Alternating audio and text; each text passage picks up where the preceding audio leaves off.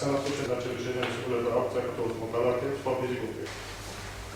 შემთხვევაში ის რომ ისინი ძალიან იჩქარა პარლამენტმა არ გაითვალისწინა არც ერთ სერიოზული ექსპერტის რეკომენდაცია ყოველად ანტიკონსტიტუციური და ანტიდემოკრატიული შესწორება ჩაწერა გარდამავალ მუხლში რის საფუძველზედაც სამეურვეო საბჭო დატოვა საკონსულტაციო უფლებით.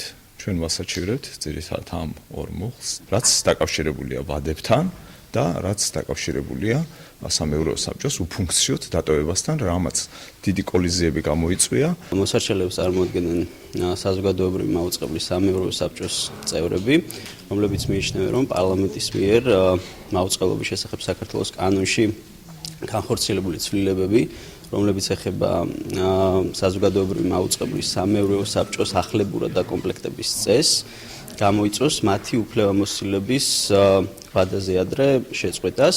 ამასთანავე ისინი მიიჩნევენ, რომ სადავო ნორმები შეუსაბამობაშია საქართველოს კონსტიტუციის 29 მუხლთან, ანუ მათ უფლებასთან ეკავოთ სახელმწიფო თანამდებობა.